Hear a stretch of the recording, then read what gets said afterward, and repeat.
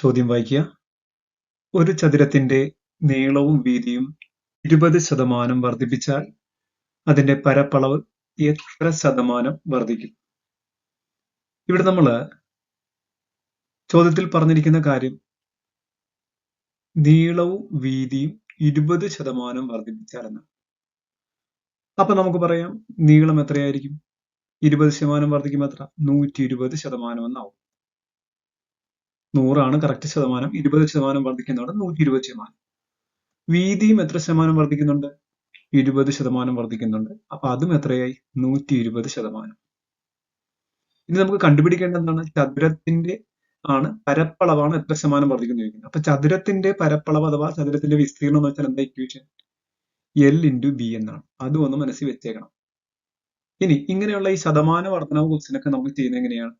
ഈ വർദ്ധിക്കുന്നതിന് മുൻപ് നീളം 20%, വീതി 20% വർദ്ധിക്കുന്നതിന് മുൻപ് ഒരു ചതുരം ഉണ്ടല്ലോ, ആ ചതുരത്തിന്റെ ഏരിയയെ നമുക്ക് 100 എന്ന് സങ്കല്പിക്കാം. ഇനി ആ 100 നമുക്ക് എന്താണ്? ആ 100 ഉള്ള ചതുരത്തിന്റെ നീളം നമ്മൾ 20% വർദ്ധിപ്പിച്ചു. അപ്പൊ നീളം ഇപ്പൊ എത്രയാണ്? അതിന്റെ 120% നീളമുണ്ട്. 120/100. വീതി എത്ര ശതമാനം വർദ്ധിപ്പിച്ചു? 20%. അതും 120/100. നമുക്ക് വെട്ടിക്കളയാം. ആ 100ഉം 100ഉം കൂടെ വെട്ടിപ്പോവും. 120ന്റെ ഒരു 0, താഴെയുള്ള 100ന്റെ ഒരു 0 കൂടെ വെട്ടിപ്പോവും. പിന്നെ അടുത്ത 120ന്റെ ഒരു 0, 100ന്റെ 0 മിച്ചില്ല, 10ന്റെ 0 ആണല്ലേ, അതും കൂടെ വെട്ടിപ്പോയി. അപ്പം ഡിനോമിനേറ്ററിൽ ഒന്നുമില്ല. മുകളിൽ ആരൊക്കെയുണ്ട്? 12 × 12 എന്നുണ്ട്. എത്രയാണ് 12 × 12? 144. അപ്പൊ നമ്മൾ നോക്കണം, ഇനി കമ്പയർ ചെയ്യണം. നമുക്ക് ആദ്യത്തെ ഏരിയ എത്രയാണ്? ആദ്യം നമ്മൾ കണ്ടുപിടിച്ചിരിക്കുന്ന ഏരിയ എന്ന് വെച്ചാൽ 100 ആണ്. ഉണ്ടോ? ഇപ്പൊ എത്രയായി? 144. അപ്പൊ നമുക്ക് മനസ്സിലാവും അവ തമ്മിലുള്ള വ്യത്യാസം എന്ന് വെച്ചാൽ 144 മൈനസ് 100, അത്രയും 44%. അപ്പൊ 44% വർധനവുണ്ട്. നമ്മുടെ ഓപ്ഷൻ നോക്കിയാൽ കാണാം, ബി എന്ന് പറയുന്ന 44% എന്ന് പറയുന്ന ഓപ്ഷൻ നമുക്ക് അവിടെ ഉണ്ട്. അതാണ് നമ്മുടെ ആൻസർ. ചോദ്യം വായിക്കുക. 45 സെന്റിമീറ്റർ വശമുള്ള സമചതുരാകൃതിയുള്ള ഒരു ലോഹത്തകിടിൽ നിന്നും 9 സെന്റിമീറ്റർ വശമുള്ള എത്ര ചെറിയ സമചതുര തകിടുകൾ ഉണ്ടാകാം? ഇവിടെ ചോദ്യത്തിൽ പറഞ്ഞിരിക്കുന്ന ഒരു കാര്യം സമചതുരാകൃതിയിലുള്ള എന്നാണ് പറഞ്ഞിരിക്കുന്നത്. അപ്പോൾ നമ്മളവിടെ ഒരു സമചതുരത്തിനെ വരച്ച് കാണിക്കുകയാണ്. സമചതുരം വലിയ സമചതുരമാണ്. അതിൻ്റെ ഒരു വശം 45, അപ്പോൾ മറ്റേ വശവും 45 ആയിരിക്കും. എല്ലാ വശവും 45 ആയിരിക്കും. ചെറിയ സമചതുരം എത്രയാണ്? എല്ലാ വശങ്ങളും 9 ആയിരിക്കും. അപ്പം വലിയ സമചതുരത്തിൻ്റെ ഒരു വശം 45, ചെറിയ സമചതുരത്തിൻ്റെ ഒരു വശം 9 സെന്റിമീറ്റർ. ഇനി എന്താണ് ഇവിടെ എത്ര എണ്ണം എന്നാണ് ചോദിച്ചിരിക്കുന്നത്. ഈ തന്നിരിക്കുന്ന ഈ ആൾ ഒരു 2 ഡയമെൻഷണൽ ഫിഗർ ആണ്. 2 ഡയമെൻഷണൽ ഫിഗർ ആകുമ്പോൾ എണ്ണം ചോദിച്ചാൽ നമ്മൾ ചെയ്യുന്നത്, ഇവിടെ ഇപ്പം വിസ്തീർണമാണ്, അപ്പം വലിയ സമചതുരത്തിൻ്റെ വിസ്തീർണത്തിനെ ചെറിയ സമചതുരത്തിൻ്റെ വിസ്തീർണം കൊണ്ട് ഡിവൈഡ് ചെയ്യണം. ഇനി 3 ഡയമെൻഷണൽ ഗോളം അർദ്ധഗോളം പോലെയാണെങ്കിൽ എണ്ണം ചോദിക്കുമ്പോൾ എന്താണ്? വലിയ വോളിയം ബൈ ചെറിയ വോളിയമാണ്. അപ്പോൾ ഇവിടെ വലിയ വിസ്തീർണം ബൈ ചെറിയ വിസ്തീർണം. അപ്പോൾ സമചതുരമാണ്. സമചതുരത്തിൻ്റെ വിസ്തീർണം എന്താണ്? വശം ഇൻറ്റു വശം എന്നാണ്. അപ്പോൾ വലിയ സമചതുരത്തിൻ്റെ വിസ്തീർണം എത്രയായിരിക്കും? 45 വശം. അപ്പോൾ 45 × 45 എന്നാണ് വലിയ സമചതുരത്തിൻ്റെ വിസ്തീർണം. ചെറിയ സമചതുരത്തിൻ്റെ ഒരു വശം 9 ആണ്. അപ്പോൾ 9 × 9 നമുക്ക് വെട്ടിക്കളയാം. 9 45 കൂടെ വെട്ടാം. 45 എത്ര വശമുണ്ട്? 9 5 തവണയുണ്ട്. അടുത്ത 9 45 കൂടെ അതുപോലെ തന്നെ വെട്ടാം. എത്ര തവണയുണ്ട്? 5 തവണ. അങ്ങനെ 5 × 5 എത്ര കിട്ടും? 25 എന്നാണ് നമ്മുടെ ആൻസർ. നമ്മുടെ ഓപ്ഷൻ നോക്കിയാൽ ഡി ഓപ്ഷനിൽ 25 കിടപ്പുണ്ട്. കണ്ടോ? ഇതല്ലാണ്ട് ചിലപ്പോൾ ആളുകൾ ഇങ്ങനെ വായിച്ച് നോക്കുമ്പോൾ കുട്ടികൾ വായിക്കുന്നത് 45 സെൻറ്റിമീറ്ററിനെ അതിൻ്റെ അകത്ത് 9 നോക്കുമ്പോൾ 45/9 5 എന്ന് തോന്നാം. അതാണ് ഒന്നാമത്തെ ഓപ്ഷനിൽ തന്നെ 5 കിടക്കുന്നത്. അങ്ങനെയല്ല. ഇങ്ങനെയുള്ള ആളുകൾ 2 കാര്യം ഓർത്തിരുന്നോണം. 2 ഡയമെൻഷണൽ ഫിഗർ ആണ് തരുന്നെങ്കിൽ എണ്ണം ചോദിക്കുമ്പോൾ വലിയ വിസ്തീർണം ബൈ ചെറിയ വിസ്തീർണം. 3 ഡയമെൻഷണൽ ഗോളം അർദ്ധഗോളം ക്യൂബ് അങ്ങനെയുള്ള 3 ഡയമെൻഷണൽ ഫിഗർ ആണ് തരുന്നെങ്കിൽ നമ്മൾ എന്ത് ചെയ്യണം? എണ്ണം കണ്ടുപിടിക്കാൻ വലിയ വ്യാപ്തം ബൈ ചെറിയ വ്യാപ്തം.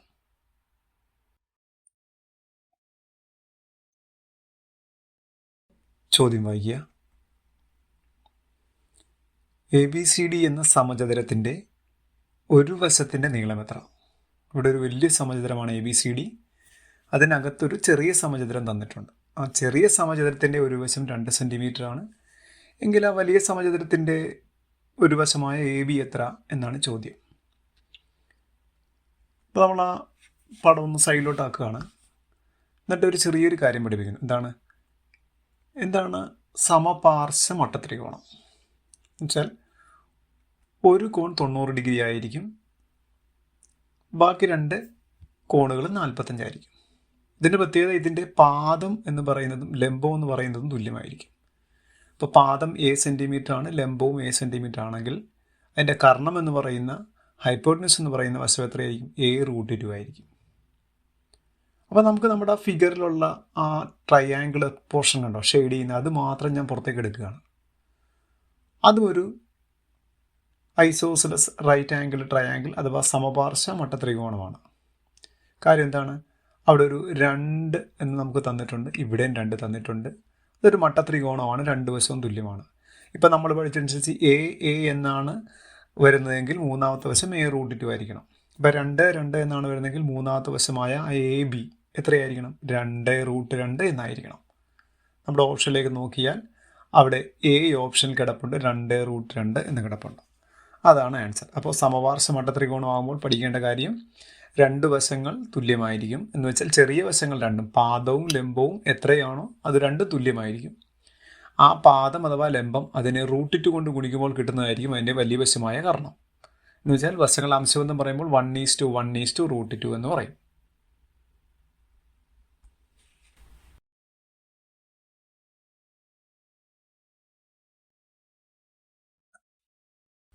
ചോദ്യം വായിക്കുക. ഒരു ഗോളത്തിൻ്റെ ആരം ഇരട്ടിയാക്കിയാൽ ഉപരിതല വിസ്തീർണം എത്ര വർദ്ധിക്കും? അപ്പോൾ നമുക്കിവിടെ പറഞ്ഞിരിക്കുന്ന കാര്യങ്ങൾ ഗോളം എന്നാണ് പറഞ്ഞിരിക്കുന്നത്.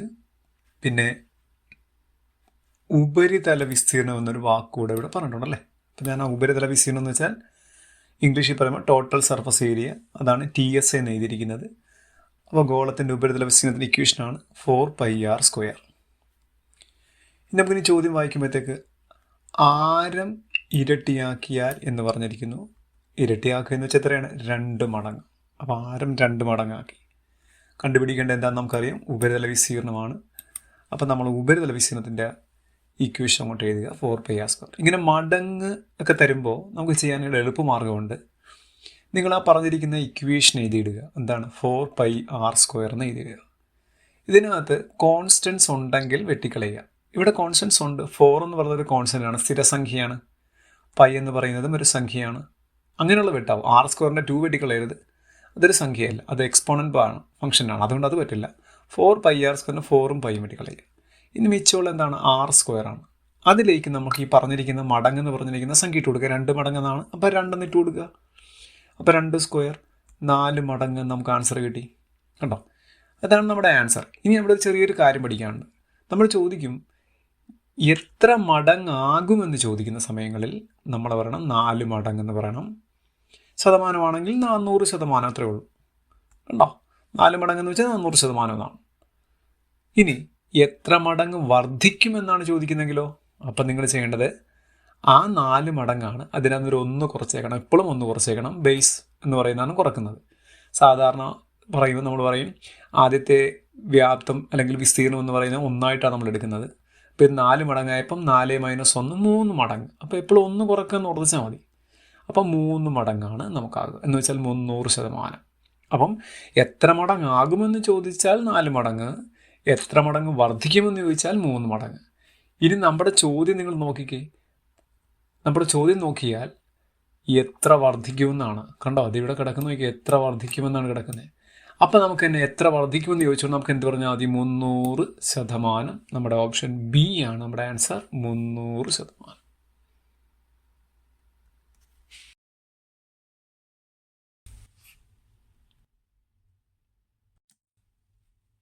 ചോദ്യം വായിക്കുക. പൈതഗോറിയൻ ത്രയങ്ങളിൽ പെടാത്തവ ഏത്? എന്ന് വെച്ചാൽ എന്താണ്? ഒരു മട്ടത്രികോണത്തിൻ്റെ വശങ്ങളെയാണ് പൈതഗോറിയൻ ത്രയങ്ങൾ എന്ന് പറയുക. അപ്പോൾ ഈ തന്നിരിക്കുന്ന സംഖ്യയിൽ ഏതോ ഒരു സംഖ്യ മട്ടത്രികോണത്തിൻ്റെ വശമല്ലാത്തതാണ്. അതേതാണെന്നാണ് ചോദിച്ചിരിക്കുന്നത്. അപ്പോൾ നമുക്ക് നോക്കാം. നമ്മൾ ആദ്യം ഒരു മട്ടത്രികോണം വരച്ചിരിക്കുന്നു. മട്ടത്രികോണത്തിൻ്റെ ഈ വശത്തിന് പാദം എന്നാണ് പറയുക, ബേസ്. അടുത്തത് ലംബം എന്ന് പറയും, ഇതിനെ ആൾട്ടിറ്റ്യൂഡ് എന്ന് പറയും. പിന്നെ കർണം, അതാണ് ഹൈപ്പോട്ടന്യൂസ് എന്ന് പറയും. അപ്പോൾ നമ്മൾക്ക് ഇക്വേഷൻ അറിയാം, എന്താണ് പാദം സ്ക്വയർ പ്ലസ് ലംബം സ്ക്വയർ ഇസ് ഈക്വൽ ടു കർണം സ്ക്വയർ. അപ്പോൾ നമ്മൾ ഈ 3 സംഖ്യകൾ നമുക്ക് തന്നിരിക്കുന്ന 3 സംഖ്യയുണ്ട്. ഇപ്പോൾ എ എന്ന് പറഞ്ഞ ഓപ്ഷനകത്ത് 3, 4, 5. ഇതൊരു വലിയ സംഖ്യ വേണം കർണമായിട്ട് എടുക്കാൻ, ബാക്കി രണ്ടും പാദവും ലംബമായിട്ട് എടുക്കണം. അങ്ങനെ ഇട്ട് കൊടുക്കുമ്പോൾ ആ ഇക്വേഷൻ സാറ്റിസ്ഫൈ ചെയ്താൽ അങ്ങനെയുള്ള സംഖ്യകളെയാണ് പൈതഗോറിയൻ ത്രയങ്ങൾ എന്ന് പറയുക. ഇത് നമുക്കിപ്പോൾ ഇത് ചെറിയ ക്വസ്റ്റനാണ്, നമുക്കൊരു ഡിഗ്രി ലെവൽ ക്വസ്റ്റൻ ഒക്കെ ആണെങ്കിൽ നമുക്ക് വലിയ സംഖ്യകൾ വരുന്നുണ്ട്. അപ്പം അങ്ങനെ വരുന്ന സമയത്ത് നമ്മളിങ്ങനെ വിലയിട്ട് കൊടുത്ത് ചെയ്യാനാണെങ്കിൽ നമുക്ക് ഒരുപാട് സമയം പോകും. അപ്പോൾ അതിന് നമ്മൾ പഠിക്കേണ്ട ഒരു ചെറിയ കാര്യങ്ങളുണ്ട്. ഈ പൈതഗോറിയൻ ത്രയങ്ങളായി വരാവുന്ന റേഷ്യോസ് ഉണ്ട്. 21 റേഷ്യോസാണ് മൊത്തം ഉള്ളത്. നമ്മൾ ഒരു ഡിഗ്രി ലെവൽ വരെ പഠിക്കുന്ന ആളുകൾക്ക് ഒരു 6 റേഷ്യോ ഉണ്ട്. ഇതിൽ 4 എണ്ണമെങ്കിലും നിങ്ങൾ അറിഞ്ഞാൽ വളരെ നല്ലതായിരിക്കും. ആ 4 എണ്ണം ഇതൊക്കെയാണ്: 3, 4, 5, പിന്നെ 5, 12, 13, 7, 24, 25, 8, 15, 17. ഇതൊക്കെ പൈതഗോറിയൻ ട്രിപ്ലീസ് റേഷ്യോസ് എന്നാണ് പറയുക. ത്രയങ്ങളുടെ അംശബന്ധങ്ങളാണ്. ഈ 3, 4, 5 അവയുടെ ഗുണിതങ്ങളായ സംഖ്യകളെയും നമുക്ക് പൈതഗോറിയൻ ത്രയങ്ങളായിട്ട് എടുക്കാം. ഈ വന്നിരിക്കുന്ന അംശബന്ധങ്ങളോ അവയുടെ ഗുണിതമായി വരുന്ന സംഖ്യകളെയോ നമുക്ക് പൈതഗോറിയൻ ത്രയങ്ങളായിട്ട് കൺസിഡർ ചെയ്യാം. ഇതിൽ തന്നെ ഈ ആദ്യത്തെ 2 എണ്ണം 3, 4, 5 എന്ന് പറയുന്ന ആളും 5, 12, 13 എന്ന് പറയുന്ന ആളും നിങ്ങൾ ശരിക്കും പഠിച്ചുകൊള്ളുക. നമ്മുടെ PSC എക്സാമിന് ഏറ്റവും കൂടുതൽ പ്രാവശ്യം വന്നിരിക്കുന്ന 2 അംശബന്ധങ്ങളാണ്. ഇങ്ങനെയാണ് ഈ അംശബന്ധങ്ങളെക്കുറിച്ച് പറയുക. ഇനി നമ്മുടെ ചോദ്യത്തിലൂടെ നമുക്കൊന്ന് വരാം. അപ്പോൾ ഞാൻ ഒന്നുകൂടെ നമ്മുടെ ചോദ്യം പറയുകയാണ്. പൈതഗോറിയൻ ത്രയങ്ങൾ പെടാത്തവയായിട്ട് ആദ്യത്തെ ആളെടുത്ത 3, 4, 5 നമ്മളിപ്പോൾ പഠിച്ചതേ ഉള്ളൂ. 3, 4, 5 ഓൾറെഡി എന്താണ്, പൈതഗോറിയൻ ത്രയങ്ങളിൽ പെടുന്നവയാണ്. ഇനി അടുത്ത 6, 8, 10 എന്നുള്ളത് പൈതഗോറിയൻ ത്രയങ്ങളിൽ വരുന്നില്ല. പക്ഷെ നമുക്ക് ഇയാളൊന്ന് ചെറുതാക്കാൻ പറ്റും. ഈ 6നെയും 8നെയും 10നെയും 2ൻ്റെ ടേബിൾ കട്ട് ചെയ്യാം. എന്ന് വെച്ചാൽ 6/2 എത്രയാണ്? 3. 8/2 എത്രയാണ്? 4. 10/2 എത്രയാണ്? 5. കണ്ടോ? അതും അപ്പോൾ എന്ത് തന്നെയാണ്? അതൊരു പൈതഗോറിയൻ ത്രയമാണ്. 3, 4, 5. ഇനി 1, 2, 5 എന്ന് പറയുന്നത് പൈതഗോറിയൻ ത്രയം അല്ല. അതിനൊട്ട് ചെറുതാക്കാനും പറ്റത്തില്ല. മനസ്സിലാവും? ഇനി അപ്പോൾ തന്നെ നമ്മുടെ ആൻസർ എത്തി. സി ആണ് ആൻസർ എന്ന് മനസ്സിലായി. എങ്കിലും നമുക്ക് അടുത്തോടെ ചെക്ക് ചെയ്യാം. 12, 16, 20 എന്ന് പറയുന്നതാണ്. നമുക്കിതിനെ ഒന്ന് ചെറുതാക്കാം. 12ഉം 16ഉം 20ഉം എല്ലാം 4ൻ്റെ ഗുണിതങ്ങളാണ്. അപ്പോൾ എല്ലാത്തിനെയും 4 വെച്ച് ഡിവൈഡ് ചെയ്യാം. 12നെ 4 കൊണ്ട് ഡിവൈഡ് ചെയ്താൽ 3 തവണ.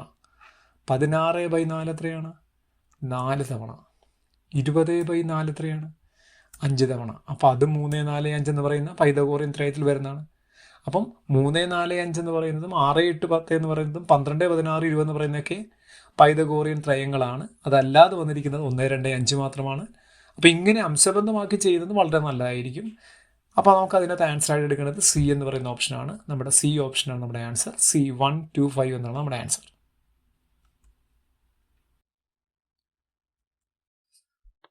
ചോദ്യം വായിക്കുക. ഇവിടെ നമുക്കൊരു ഫിഗർ തന്നിട്ടുണ്ട്. അവിടെ ABCD എന്നീ സമാന്തര വരകളാണ്. എങ്കിൽ X എന്ന് കൊടുത്തിരിക്കുന്ന എത്രയാണെന്നാണ് ചോദിച്ചിരിക്കുന്നത്. അപ്പോൾ നമുക്കിത് മനസ്സിലാകുന്നതിന് മുമ്പായിട്ട് നമുക്ക് ആദ്യം ഒരു ചെറിയൊരു കാര്യം പഠിക്കണം. അപ്പം ഞാനിവിടെ പറയുകയാണ്, ശ്രദ്ധിച്ചതാണ്. നമ്മുടെ 9th സ്റ്റാൻഡേർഡിലൊക്കെ ഉള്ള ഒരു ചെറിയൊരു നിയമങ്ങളാണ്. എന്താണ് ആ നിയമം എന്ന് നോക്കിയുള്ള? നമുക്കിപ്പോൾ 2 സമാന്തര രേഖകൾ, 2 പാരലൽ ലൈൻസ് ഉണ്ട്. സമാന്തര രേഖകളെ ഒരു ഛേദക രേഖ അഥവാ ട്രാൻസ്വേഴ്സൽ എന്ന് പറയും. ആ ഛേദക രേഖ കണ്ടിക്കുമ്പോൾ ഉണ്ടാകുന്ന സമാന കോണുകൾ തുല്യമാണ്. സമാന കോണുകൾ എന്ന് വെച്ചാൽ ഇപ്പോൾ നോക്കിയാൽ ഞാനിവിടെ ഒന്ന് മാർക്ക് ചെയ്യണം കേട്ടോ. ആ വന്നിരിക്കുന്ന കോൺ X ഡിഗ്രി ആണെങ്കിൽ അതേപോലെ തന്നെ തൊട്ട് താഴെ അതേ സമാന പൊസിഷനിൽ ഒരെണ്ണം ഉണ്ടോ, അതും X തന്നെയായിരിക്കും. ഇനി അവിടെ രണ്ടാമത്തെ ഒരു പൊസിഷൻ ഞാൻ കാണിക്കുന്നുണ്ട്, അത് Y ആണ്. കണ്ടോ? ഇത് Y ആണെങ്കിൽ തൊട്ട് താഴെ അതേ പൊസിഷൻ തന്നെ Y ഉണ്ട്. കണ്ടോ? അങ്ങനെയാണ് പറയുക. ഇനി നമ്മൾ ഈ X എന്ന് പറഞ്ഞിരിക്കുന്ന നമ്മൾ X എടുത്തിരിക്കുന്നു. ഈ Xന് എതിരായിട്ടുള്ള ഇവിടുത്തെ ഒരു കോണുണ്ട് കേട്ടോ, ഈ ഒരു കോണുണ്ട്. ആ കോൺ നമുക്ക് പറയാം അതും എന്തായിരിക്കും? X ആയിരിക്കും. കണ്ടോ? അപ്പോൾ അത് നമുക്ക് പറയാം. ഇതുപോലെ ഇവിടെയും Xനെതിരായിട്ട് X വരാം. അതുപോലെ ഇവിടെ Y എന്ന് പറയുന്ന കോൺ കിടപ്പുണ്ട്. അതിന് നേരെ ഓപ്പോസിറ്റ് കിടക്കുന്ന ആൾ Y ആയിരിക്കും. ഇവിടെയും കിടക്കുന്ന Yക്ക് ഓപ്പോസിറ്റ് എന്തായിരിക്കും? Y ആയിരിക്കും. അപ്പം നമ്മൾ പഠിക്കേണ്ട കാര്യം ഇത്രയേ ഉള്ളൂ. 2 സമാന്തര രേഖകളെ ഒരു ഛേദക രേഖ കണ്ടിക്കുമ്പോൾ ഉണ്ടാകുന്ന സമാന കോണുകൾ തുല്യമായിരിക്കും. ഈ ഒരു കാര്യം അറിയാമെങ്കിലേ നമ്മൾ ഈ നേരത്തെ ക്വസ്റ്റ്യൻ നമുക്ക് ചെയ്യാൻ പറ്റുള്ളൂ. എങ്കിൽ നമുക്ക് നമ്മുടെ ക്വസ്റ്റിനേക്ക് ഒന്നുകൂടെ വരാം. ഞാൻ ഒന്നുകൂടെ ക്വസ്റ്റ്യൻ കാണിക്കുകയാണ്, കണ്ടല്ലോ. ഇനി ആ ഫിഗറിൽ തന്നെ വരച്ചുകൊണ്ട് ഞാൻ നിങ്ങൾക്ക് ആൻസർ കാണിക്കാൻ വേണ്ടി പോകും. ഇവിടെ രണ്ട് സമാന്തര രേഖകളുണ്ട് നോക്കിയാൽ ഞാൻ കൊണ്ടുവരുവാണ്. എ ബി കണ്ടോ, എ ബി എന്ന് പറയുന്നതും സി ഡി എന്ന് പറയുന്നതും നമ്മൾ നേരത്തെ പറഞ്ഞ പോലെ സമാന്തര രേഖകളാണ്. അപ്പോൾ അവിടെ ഒരു ട്രാൻസ്വേഴ്സലായിട്ട് ഇങ്ങനെ ഒരു ലൈൻ അവിടെ വേറെ കാണിച്ചിട്ടുണ്ടോ. അപ്പോൾ ഇവിടെ ഒരു കോൺ നമുക്ക് കിട്ടിയിട്ടുണ്ട് 70 എന്നാണ് ഈ കോണിൻ്റെ പേര്. അപ്പോൾ ഇതിന് സമാനമായിട്ടൊരു കോണാണ് ഇത് വന്നിരിക്കുന്നത് കണ്ടോ. അതും സമാനമായ കോൺ, അത് 70 ആയിരിക്കും. അപ്പോൾ ഇത് 70 ആണെങ്കിൽ ഇതിന് നേരെ എതിരുള്ള ഇവിടുത്തെ കോണും എന്തായിരിക്കണം, അതും 70 ആയിരിക്കണം. കണ്ടോ, അതാണ് നമ്മൾ ആദ്യം പഠിക്കേണ്ടത്. അത്രയും കിട്ടിക്കഴിഞ്ഞാൽ നമുക്ക് പറയാം അവിടെ ഒരു ട്രയാങ്കിൾ, ഏറ്റവും മുകളിൽ കിടക്കുന്ന ട്രയാങ്കിൾ ഉണ്ടോ, ആ ട്രയാങ്കിൾ എടുക്കുമ്പോൾ എത്രയാണ്, ഒരു 3 കോണുകളുണ്ട്. ഒരു 30, ഒരു 70 കണ്ടോ, ഒരു എക്സ്. ഒരു ത്രികോണത്തിലെ 3 കോണുകൾ കൂട്ടിയാൽ നമുക്ക് 180 കിട്ടണം. ഇതിൽ 2 ആളുകൾ 30യും 70യുമാണ്. അപ്പോൾ അവ തമ്മിൽ ആഡ് ചെയ്യുമ്പോൾ 100 കിട്ടി ഇല്ലേ.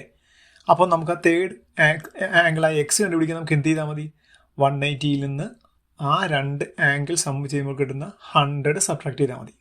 അപ്പോൾ 180 മൈനസ് 100 എത്ര കിട്ടും, 80 എന്നാണ് നമ്മുടെ മൂന്നാമത്തെ ആംഗിൾ അഥവാ എക്സ് എന്ന് പറയുന്ന ആൾ.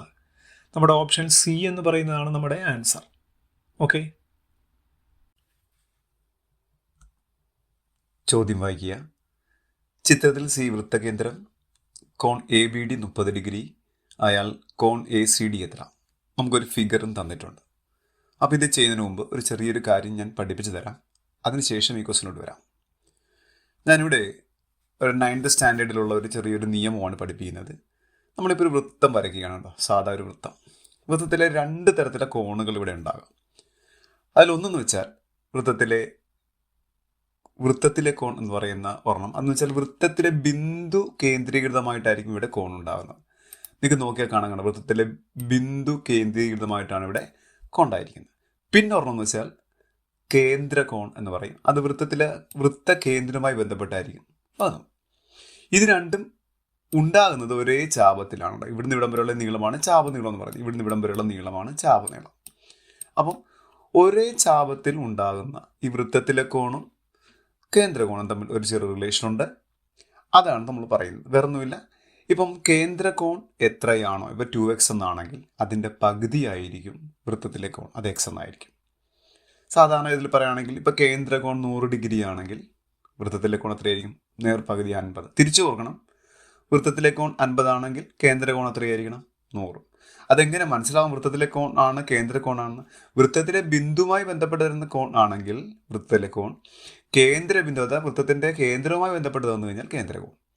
ഈ ഒരു കാര്യം അറിയാമെങ്കിൽ നമുക്കിപ്പോൾ ചെയ്ത ക്വസ്റ്റ്യൻ വളരെ എളുപ്പത്തിൽ തന്നെ ആൻസർ ചെയ്യാവുന്നതാണ്. നമുക്ക് വീണ്ടും നമ്മുടെ ക്വസ്റ്റിലേക്ക് ഒന്ന് വരാം. ഞാൻ വീണ്ടും ക്വസ്റ്റിലേക്ക് കൊണ്ടുവരികയാണ്. കണ്ടോ, ചിത്രത്തിൽ സി വൃത്തകേന്ദ്രമാണ്, കോൺ എ ബി ഡി 30 ഡിഗ്രി ആയാൽ കോൺ എ സി ഡി എത്ര? ഇവിടെ നമുക്കൊരു കാര്യം എന്താണെന്നറിയോ, ഇവിടെ ബി എന്ന് പറയുന്നയാളെ കണ്ടോ, ഇത് വൃത്തത്തിലെ കോൺ ആണ്. ഈ സി എന്ന് പറയുന്നത് വൃത്തത്തിലെ ഒരു ബിന്ദുവാണ്. സി എന്നുള്ളത് വൃത്തകേന്ദ്രം, അപ്പോൾ കേന്ദ്രകോണാണ്. രണ്ടും ഒരേ ചാപത്തിലാണ് ഉണ്ടായിരിക്കുന്നത്.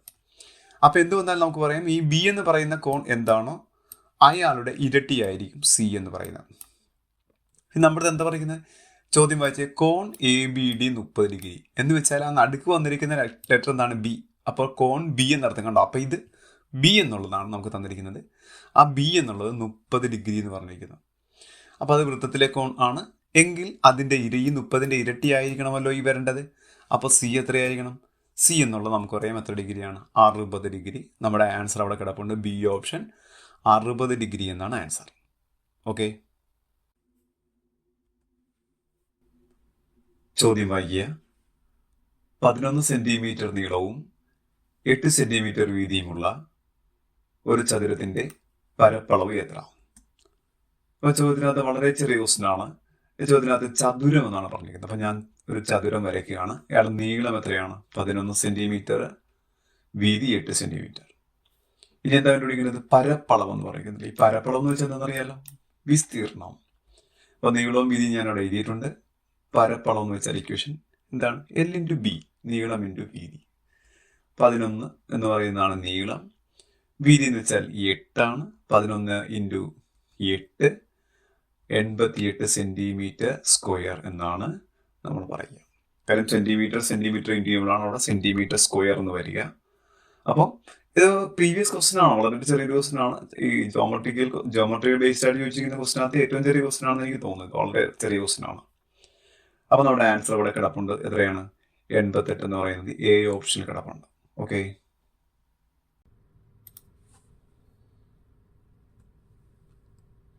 ചോദ്യം വായിക്കുക. ഒരു ചതുരത്തിന്റെ നീളവും വീതിയും തമ്മിലുള്ള അംശബന്ധം 3:2 ആണ്. ചതുരത്തിന്റെ ചുറ്റളവ് 60 സെന്റിമീറ്റർ ആണെങ്കിൽ വീതി എത്ര? നമുക്കിത് രണ്ട് തരത്തിൽ ചെയ്യാം. ഞാനപ്പോൾ എൻ്റെ ഒറിജിനൽ മെത്തേഡ് പറയുന്നു. ഇവിടെ ചോദ്യത്തിൽ എന്താ പറഞ്ഞിരിക്കുന്നത്? ആദ്യം നമ്മുടെ ചോദ്യത്തിൽ പറഞ്ഞിരിക്കുന്നത് L/B, നീളവും വീതിയും തമ്മിലുള്ള അംശബന്ധം 3:2. ഇങ്ങനെ തരുമ്പോൾ നമ്മൾ പണ്ട് പഠിച്ചിട്ടുണ്ട്. നീളമെന്നും പറഞ്ഞ് നമ്മൾ എത്ര എടുക്കണം? L എന്ന് പറഞ്ഞാൽ 3 ആണ് അതിൻ്റെ അംശബന്ധ സംഖ്യ, അപ്പോൾ 3x ആയിട്ട് എടുക്കണം. വീതി എന്നുള്ളത് B, അതിന് നേരെയുള്ള സംഖ്യ 2 ആണ്, അപ്പോൾ 2x ആയിട്ട് എടുക്കണം. അപ്പോൾ നീളം 3x, വീതി 2x എന്നുള്ളത്. ഇനി ചുറ്റളവ് നമുക്ക് ചോദ്യത്തിൽ തന്നിരിക്കുന്നത് ചുറ്റളവ് 60 സെന്റിമീറ്റർ നമുക്ക് തന്നിട്ടുണ്ട്. ഇനി എന്താണ് ചതുരത്തിൻ്റെ ചുറ്റളവിൻ്റെ ഇക്വേഷൻ? 2 × L+B എന്നാണ്. അപ്പോൾ നമുക്ക് ആ 2 × L+Bയിലേക്ക് എല്ലും ബിയും നമ്മൾ ഈ കണ്ടുപിടിച്ചിരിക്കുന്ന 3x ഉം 2x ഇട്ട് കൊടുക്കുക. അപ്പോൾ അത്ര 2 × L-ന് പകരം 3x, ബിക്ക് പകരം 2x, അതാണ് 2 × 3x + 2x. അതാണ് ചുറ്റളവ്. ആ ചുറ്റളവാണ് നമുക്ക് എത്രയും തന്നിരിക്കുന്നത്? 60 എന്ന് തന്നിരിക്കുന്നത്. ഇവിടെ 3x ഉം 2x കൂടെ കൂട്ടിക്കഴിഞ്ഞാൽ, ഇവിടുത്തെ 3x ഉം 2x കൂടെ കൂട്ടിയാൽ നമുക്ക് 5x എന്ന് കിട്ടാം. 5x × 2 ആണ് 10x. ആ 10x ആണ് എത്ര കിട്ടിയിരിക്കുന്നത്? 60. അപ്പോൾ x എത്രയായിരിക്കാം?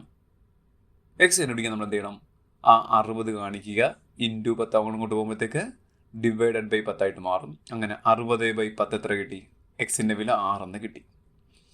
ഇനി നമുക്ക് എന്താണ്? നമുക്ക് കണ്ടുപിടിക്കേണ്ടത് വീതിയാണ്. കേട്ടോ, വീതി എന്നുള്ളത് ഞാനിപ്പോൾ മാർക്ക് ചെയ്ത്, വീതി എന്നുള്ളത് 2x ആണ്. അപ്പോൾ നമുക്ക് കണ്ടുപിടിക്കാം വീതി = 2x. ദാറ്റ് ഈസ് 2 × എക്സിൻ്റെ വില എത്ര കിട്ടിയിരിക്കുന്നത്? 6 എന്നാണ്. അപ്പോൾ 2 × 6 എത്രയാണ്? 12 എന്ന് നമ്മുടെ ആൻസർ. നമുക്ക് ഓപ്ഷൻ നോക്കിയാൽ കാണാം, ബി ഓപ്ഷൻ നമുക്ക് കിടപ്പുണ്ട്, 12 എന്ന് കിടപ്പുണ്ട്. ഇനി ഇത്രയും നമുക്ക് എഴുതാതെ ഇത് മനക്കണക്കായിട്ടും പറയാം. ഇതിനായിട്ട് ആദ്യം നിങ്ങൾ ചെയ്യേണ്ടത്, ഇവിടെ നിങ്ങളുടെ ചുറ്റളവ് നിങ്ങളുടെ ചോദ്യം നോക്കിയാൽ 60 എന്ന് തന്നിട്ടുണ്ട്. ആ 60 ഇങ്ങോട്ട് ആദ്യം നിങ്ങൾ എഴുതിയിടുക. ഈ നിങ്ങളുടെ ഈ നീളവും വീതിയും നമ്മൾ അംശബന്ധം കണ്ടോ? L/B എന്ന് പറഞ്ഞാൽ അതൊന്ന് മാർക്ക് ചെയ്ത് വെച്ചേക്കുക, ഇതൊന്ന് മാർക്ക് ചെയ്ത് വെച്ചേക്കുക. ഇത് വെച്ചുകൊണ്ട് നിങ്ങൾ എന്ത് ചെയ്യണം? ചുറ്റളവ് കണ്ടുപിടിക്കണം. കാരണം തന്നിരിക്കുന്നത് ചുറ്റളവായതിനാൽ ഇത് വെച്ചുകൊണ്ട് ചുറ്റളവ് എളുപ്പമാർഗ്ഗമാണ്. ചുറ്റളവ് കൊണ്ട് എന്ത് ചെയ്യണം? ആ 3യും 2യും കൂടെ ആഡ് ചെയ്യുക. എത്രയാ? 3 + 2 5 അല്ലേ? അതിൻ്റെ ഇരട്ടി അങ്ങ് പറയുക. അതാണ് 2 × L+B കണ്ടുപിടിക്കുന്ന എളുപ്പമാർഗ്ഗം. അപ്പോൾ 3 + 2 കണ്ടുപിടിച്ചു, × 2 10. അവിടെ x ഒന്നും കൊടുക്കണ്ട. ആ കിട്ടിയ 10 നമ്മൾ 60യുടെ താഴെ കൊണ്ടുവന്ന് കാണിച്ച് ഡിവൈഡ് ചെയ്യുക. കണ്ടോ? അപ്പോൾ എത്ര കിട്ടി? 6 എന്ന് കിട്ടിയേ. ഇനി നമുക്ക് കണ്ടുപിടിക്കേണ്ടത് വീതിയാണ്. വീതിയാകുമ്പോൾ വീതിയുടെ നേരെയുള്ള സംഖ്യ എത്രയാണ്? കണ്ടോ? 2 ആണ് വീതിയുടെ നേരെയുള്ള സംഖ്യ. അപ്പോൾ ഈ കിട്ടിയ 6 × ആ സംഖ്യ 2 കൊണ്ട് ഗുണിച്ചാൽ മാത്രം മതി. ഉണ്ടോ? 6 × 2 എത്ര? 12. നമുക്ക് വളരെ എഴുതാം, പെട്ടെന്ന് എഴുതാം. പ്രാക്ടീസ് ചെയ്യുമ്പോൾ ഇങ്ങനെ ചെയ്യുന്നത് വളരെ നല്ലതായിരിക്കും. എങ്ങനെ ചെയ്താലും ആൻസറിന് വ്യത്യാസം ഉണ്ടാവില്ല. അപ്പോൾ നമ്മുടെ ഓപ്ഷൻ കിടപ്പുണ്ട് ബി, 12 സെന്റിമീറ്റർ എന്നാണ് എൻ്റെ ആൻസർ. ചോദ്യം വായിക്കുക. ഒരു കോൺ 45 ഡിഗ്രി ആയ ഒരു മട്ടത്രികോണത്തിൻ്റെ ലംബവശത്തിൻ്റെ നീളം 8 സെന്റിമീറ്റർ ആയാൽ അതിൻ്റെ കർണത്തിൻ്റെ നീളം എത്ര?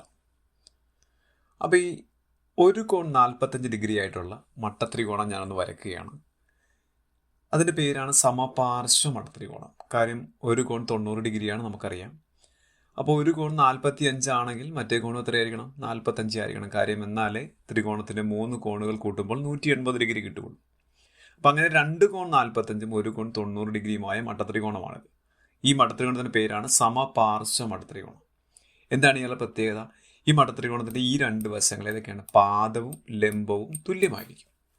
അപ്പോൾ ഇവിടെ എ എന്നാണ് വരുന്നതെങ്കിൽ ഇവിടെയും എത്രയായിരിക്കും? എ ആയിരിക്കും. അപ്പോൾ പാദവും ലംബവും എ ആണ്. പാദവും ലംബവും എ എന്നെടുത്താൽ എ ആണ് വശമെങ്കിൽ കർണം എത്രയായിരിക്കും? A√2. അപ്പം പാദം അഥവാ ബേസ്, ലംബം അഥവാ പെർപെൻഡിക്കുലർ, ഈ രണ്ടാളുകളും എന്താണ്? എ ആണ് നമ്മൾ കൺസിഡർ ചെയ്ത് കഴിഞ്ഞാൽ മൂന്നാമത്തെ വശമായ ഹൈപ്പോട്ടന്യൂസ് കർണം എന്തായിരിക്കണം? A√2 ആയിരിക്കണം. ഇനി നമ്മുടെ ചോദ്യത്തിലോട്ട് വന്നു കഴിഞ്ഞാൽ നമുക്ക് ഇത് തന്നെയാണ് തന്നിരിക്കുന്ന ഒരു മട്ടത്രികോണം. ഞാൻ 90 ഡിഗ്രി കാണിച്ചു, 45 45 കാണിച്ചിട്ടുണ്ട്. ഇനി എന്താണ് തന്നിരിക്കുന്നത്? ഇതിൻ്റെ ലംബവശം എന്ന് വെച്ചാൽ ഇതാണ് ഇതിൻ്റെ ലംബവശം എന്ന് പറയുന്നത്. ഉണ്ടോ? ആ ലംബവശം 8 ആണ്. ഇപ്പം നമ്മൾ പറഞ്ഞു ഇവിടെ 8 ആണെങ്കിൽ ഇത് എത്രയായിരിക്കണം? 8 ആയിരിക്കണം. ഇനി അടുത്ത എന്താണ്, ഇത് രണ്ടും 8 ആണെങ്കിൽ ഈ മൂന്നാമത്തെ വശം എ ആയപ്പോൾ a √2 ആണ്. അപ്പോൾ 8 ആകുമ്പോൾ എത്ര വരണം, മൂന്നാമത്തെ വശം 8 √2 എന്ന് വന്നിരിക്കണം. അപ്പോൾ നമ്മുടെ ഓപ്ഷനിൽ കിടപ്പുണ്ട് എത്രയാണ്, സി ഓപ്ഷനാണ് എത്ര, 8 √2 എന്ന് കിടപ്പുണ്ട്. അതാണ് നമ്മുടെ ആൻസർ.